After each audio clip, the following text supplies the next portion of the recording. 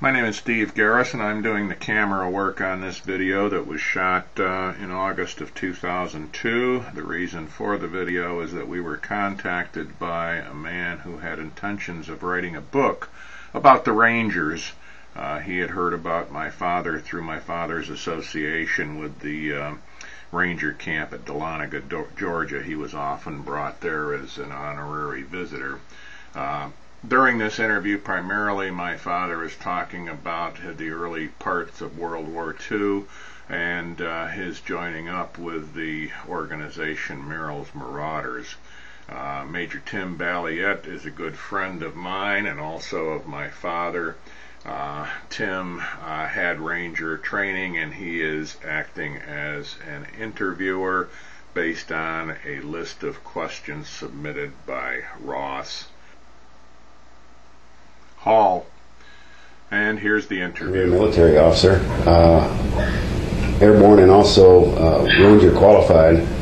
And Mr. Hall, I'm going to go ahead and ask General Garrison some questions about Rangers and about his experiences, and we'll see where this goes. Sir, yes. Were you a member of the New Galahad? As a member of the New Galahad, were you considered a Merrill's Marauder? Yes, we were integrated very with a lot of enthusiasm by the original group because there weren't too many of them left, and they really made us welcome. What was it? What was the unit designation? Second Battalion of what? I came in as in the 2nd Battalion of the 5307th Composite Unit Provisional, which was termed Merrill's Marauders, but that was the official designation, 5307th Composite Unit Provisional. How did you get into Galahad? I was at Fort Bragg, North Carolina, with the 101st Airborne Division, and when they deployed to England in '43, I got left behind because I was in the hospital with malaria that I'd picked up in the South Pacific before, and I got left behind. And when I got out of the hospital in Fort Bragg, I was supposed to join the unit in England, but they said no, you can't do that, and they because we need qualified airborne officers, so they cadreed me to the 13th Airborne Division, which was at that point in time training at Camp McCall, North Carolina, and I was in the 88th Infantry. And it didn't look like it was going to get going very fast, and there was a call went out in early 44 for people for a jungle training assignment. I didn't think the unit I was with was going to go anywhere very fast, so I volunteered on Monday. I got orders on Wednesday, and I had to report at the port of embarkation on Saturday. Where was that port of embarkation? Newport News, Virginia. Newport News. But you had already been to the Southeast Pacific, so you had malaria before you ever became a Merrill. Yes, yes. Did that help later on? I don't think so. So what kind of, okay, so you volunteered, and a week later you were reporting to the port. What kind of training did you get? Well, we had, of course, initially had trained with the 101st Airborne and then with the 13th Airborne, but we reported to the port, and we were in a casual mode. We didn't know where we were going or anything. We shipped out in early 44, and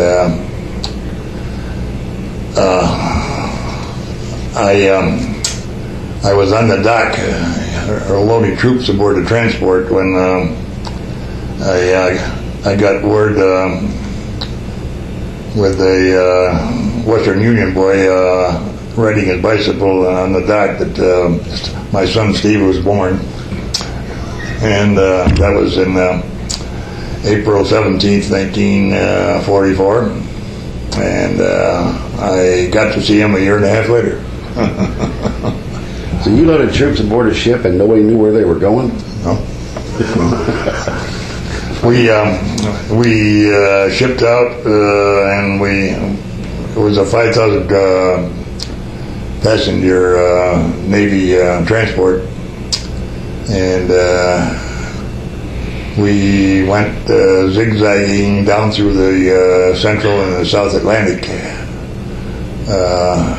back and forth. We were traveling without escort.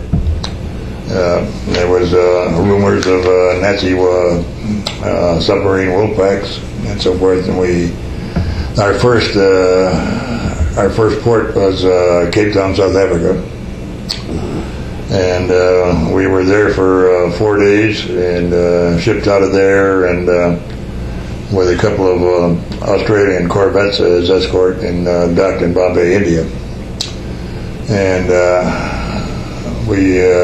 there was a colonel came aboard and welcomed us to Merrill's Marauders. Do you remember his name? His name was Franklin Orth, who subsequently, for many years, was the executive vice president of the National Rifle Association. And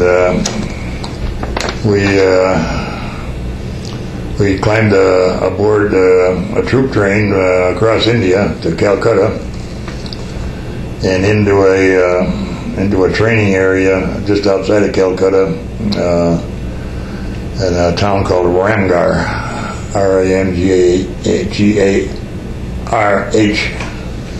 and it was also continued to a large airport, the Dum Dum Airport in Calcutta. We were there very briefly, a matter of about 2 weeks, and we flew out of Dum Dum airfield into the airstrip at Michina the second day after the original group had captured the airfield. So that's where you flew from, right? That training area. The Ramgarh training area into Michina. We flew in there and landed at Michina, and actually under fire because the Japanese were shelling the strip. Who is Beach? Was he your main commander? No, he was a lieutenant colonel, a battalion commander, the 2nd Battalion of the 5307. And but the Merrill had been evacuated with a heart attack, and Chuck Hunter, who was the deputy commander, was commanding the Marauders at Michigan. So he was an overall command at Michigan. Yeah, he was an overall command after Merrill was evacuated on the way in. And you had Chinese forces with you, or not? No, we had. I had later I had a platoon of Kachin Rangers, but the Chinese were not part of our organization. The drill was that after they hit the airstrip, they were supposed to take the town and so forth, and they held up because I think it was political considerations. They wanted the Chinese to be in on it and so forth, and they didn't arrive on time, and the battle for Michina, after the initial taking of the airstrip, the battle for the town lasted for 79 days. And you were there for all of it? Yep. Knock down, drag out. What's your impression of the Japanese forces? They were pretty good as fighters and so forth. They were also shall we say atrocity bound and so forth. we lost a C-47 one day that went down behind the Japanese line, and about 8 hours later there was a line crosser, a native that come through, and he had the pilot's head in a burlap sack.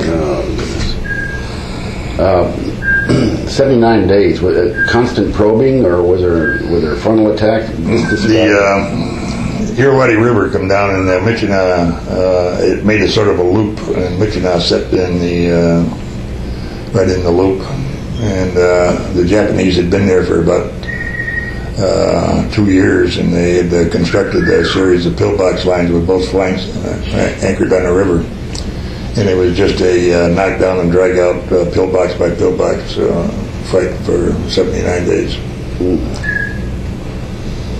Any of the remaining original marauders you keep in touch with? Yes, quite a few of them. Well, there are not too many of them left, but I'm still in touch with Ray Lyons, who was the secretary of the association, and Phil Piazza, who has been the president of the association for 58 years. 58 years. Yeah. How do you get resupplied on an airstrip? Airdrop, we got airdrops all the time. Of course, with the airstrip, they flew in a bunch of supplies and so forth. But they also, we had drop zones, and they dropped them, regular airdrops. Who were you communicating with to get those dropped? I mean, radio communication, I assume. Radio communication, yeah. But, where was that headquarters located? Back in India. Lido, which is a border province between India and Burma, and then the theater headquarters was in Delhi. Was the resupply good? I mean, did you? Resupply was terrible. We were at the end of the pipeline. I think we got what was left over from Europe, but we had difficulty with supplies on a continuing basis. Water too, or were you able to use it? We did our own water. We had purification tablets, halazone tablets,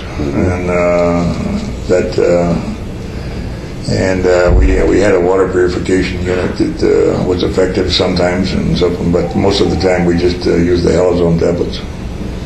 You mentioned that Merrill had already departed, but any comments on either Merrill or Hunter? Merrill come back briefly and so forth, and then he had another heart attack and was evacuated for good. But Hunter was a good guy, and he fought shall we say, the hierarchy and so forth, because he tried to get his people evacuated and so forth, and he finally got relieved. They pulled the Theater G3 Hayden Boltner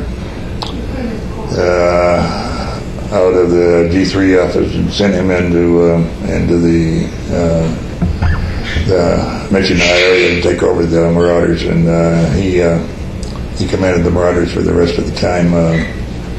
And one of his initial setups is he went through the evacuation hospital at the airstrip and so forth, and pulled all the EMT tags off everybody and sent them back in the line.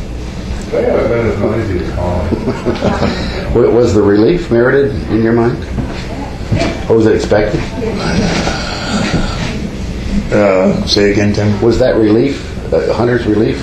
No. Hunter was a good man, and he was just fighting for his troops. And but there was a large thought that Stillwell was playing politics and so forth. But I think Stillwell was between a rock and a hard place. He really had a mission, and he had Chinese troops that were unreliable. We used to have a setup later in the operation with the Chinese, so that if you wanted to get them to move, either put their ration drops ahead of them or their artillery bombardment behind them. They were not particularly good troops. They were unreliable, and they didn't want to fight. They only wanted to take our rations and our supplies and so forth. They didn't care much for fighting. How long after Michinow did Mars form? What was left of the Marauders when Michinow fell in August, everybody went to the hospital, and they phased people back from the hospital and to what was left of the Marauders. They constituted the 475th Infantry, and they brought a dismounted cavalry regiment, the 124th Cavalry, which was a Texas National Guard outfit, and what was left of the Marauders made up the 475th, and the 124th Cav was another regiment, and they brigaded it, and we got in 2 battalions of pack field artillery, 612th and 613th Pack Artillery. They formed the Mars Task Force, and we took off after about late 44, and about October 44, we took off on the same type of operation that the Marauders had done on the way into Michinow, down toward Mandalay and Rangoon, and we operated in that mode for about 3 months into 45, and 45 they were supposed to ship us home, and instead they shipped us over to China.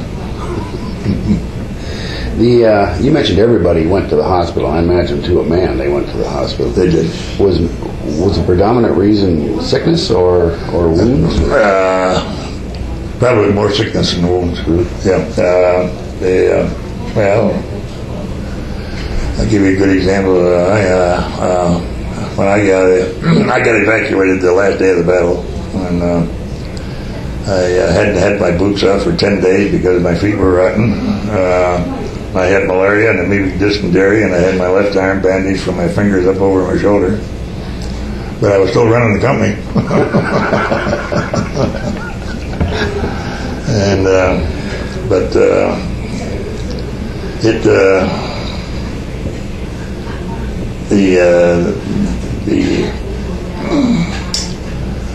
physical setup probably was worse than the actual combat casualties. Does the sickness come back? I mean, yeah, it does.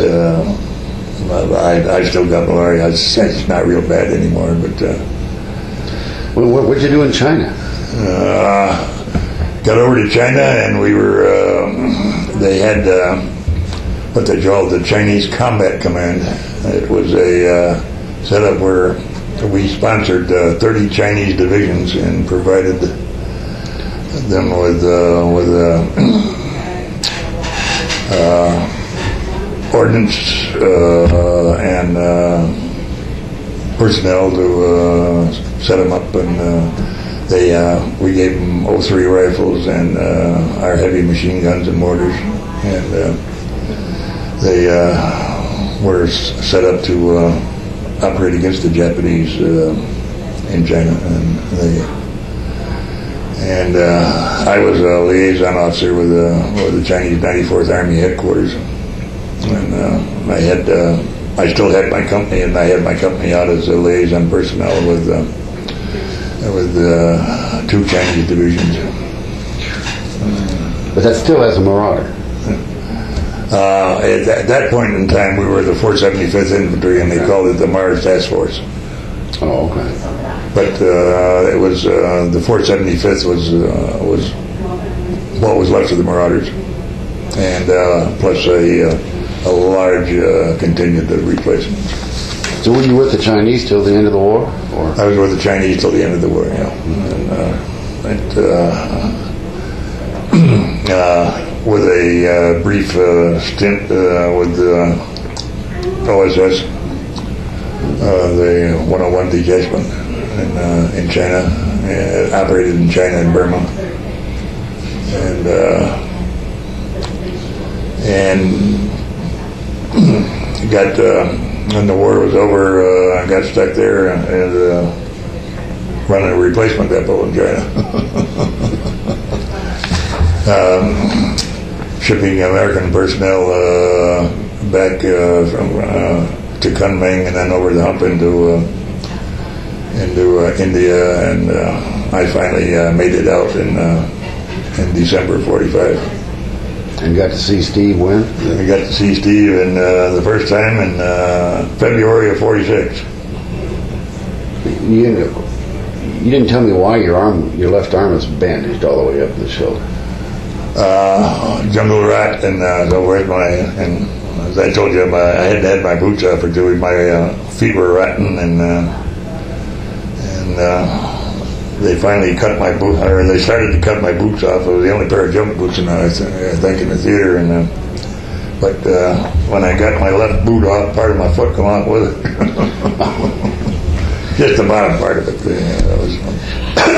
But to get that assignment, you said they wanted airborne officers, but that doesn't sound like an airborne assignment over there. Well, it wasn't, although there was one airborne operation that went in with CG-4A gliders in an area outside of Michigan. It was an operation run by Phil Cochran and some Gurkhas and with gliders. Did you get on the glider, or had you learned your lessons from busting up 7 ribs earlier? I did not get on a glider in Burma or China. And, but that was pretty much it. The operation from the day they took the airstrip until Michigan fell was, as I say, 79 days straight of just pillbox by pillbox. It was a knock-down and drag-out battle. Did you have artillery? We had no, not then. We had artillery later with Mars Task Force. We had 2 pack artillery battalions, 612th and 613th, with 75mm pack holsters. But what we did have at Michigan, they dropped us 4.2-inch mortars, and we used the 4.2s. We had 81s down at company level, and we had 4.2s at battalion level. And running patrols? Yeah. Patrolling all the time. We had an area between us and the Japanese that we both patrolled all the time. And that was about it. It was just a knock-down and drag-out fight for 79 days. Wow. That's it. He's going to send some more. Oh, yeah? Questions. I'll step in just for a couple of things that I remember that you ought to tell about. Getting hit on the head with a .50 caliber. Tell me that. We had the 88th Fighter Squadron at the airstrip. That was what was left of the AVG, the American Volunteer Group, of the Flying Tigers, and they was flying our support, and they had probably the shortest missions in the world. They'd take off from the airstrip, and before they got their wheels up, they were over the target. And we used them to try to dive bomb on the pillboxes and so forth. And They usually, when they were coming up, if they were strafing and so forth, they would go laterally along the line and so forth. Because this one time they come in behind and so forth, and P-40s are what they had at the time. And the P-40 with the 50 calibers and so forth, they just ejected the brass, you know. And, I'm glad I had my helmet on, because they come in one day and over the line, and I got hit on the head on the helmet with a 50 caliber brass, and it was I imagine that was a little bit of a resounding. I'm glad I have my helmet on. I like this story about the Jap officer with a sense of humor. Oh, yeah, we got into Michigan. We were fighting. Michigan was a fairly established town, and it had masonry buildings and so forth. And we got into town, and we found a building with a safe in it, and we blew the safe, and they had some rough uncut diamonds in it. And we got a little further in town, and there was another safe there, and we knew the combination, and we blew that open, and there was a big pile of shit in it. No note, just no note. That didn't need a note with that, did you? No. Did you get reinforcements during that period? We got yes, we got reinforcements per se. I was the 3rd Company commander one day. Didn't like too good a job when I got it. The company commander got killed, and the guy that took over got gut shot, and I was number 3. But we got replacements, and they scraped the theater, and they sent us up a bunch of replacements, which was almost sheer murder. I got 5 guys one day, and they didn't even know how to load a number on rifle. They just went through and scraped up everybody they could find. And what I finally did is I got a replacement in and so forth. I assigned to a guy that had been there for a while and so forth, and hopefully they lived long enough to survive a little bit. But it was sheer murder sometimes. But you're talking about getting people that hadn't even been through basic training. That's right. Well, they had been through basic training, but they were clerks and so forth. I got a guy in one time, and as I said, he didn't even know how to load an M1 rifle. The only rifle he'd ever had was an 03 he had in basic. And the last day, the Michigan fell and so forth, and out of the company that I started with, which was 264 men and 8 officers, and probably had 100 replacements coming so forth. There was me and 62 left. What was the strategic importance of Michigan? Michigan was being built up as a supply base by the Japanese for a thrust out into the Indian subcontinent. And the overall strategy was that the Japanese were going to push west from the Malay Peninsula and so forth, and the Germans were going to push east from Egypt and the Mid East, and they were going to meet in the Indian subcontinent. But that was the setup.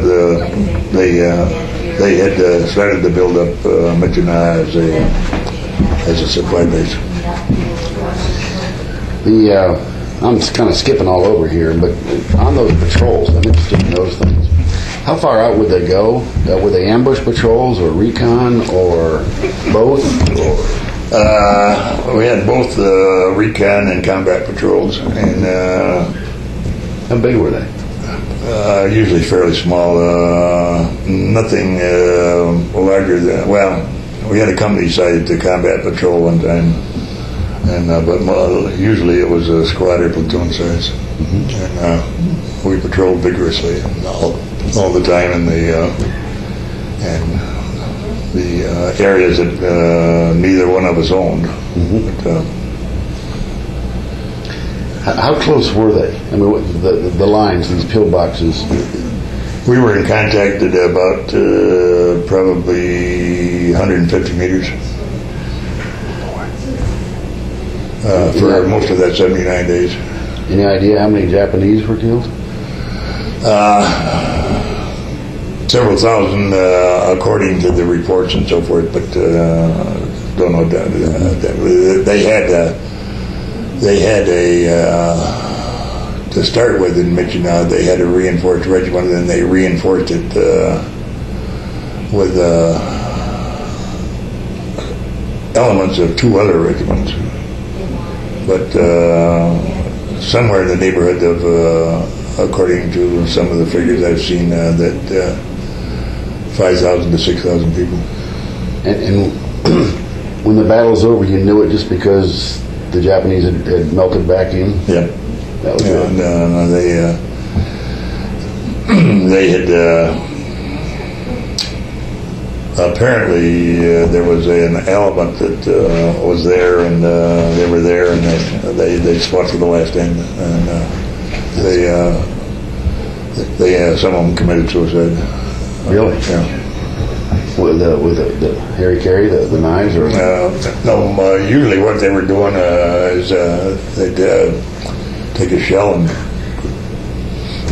knock it off, hold it to their belly and knock it off. I mean, you were getting resupplied. Could you tell they were getting resupplied?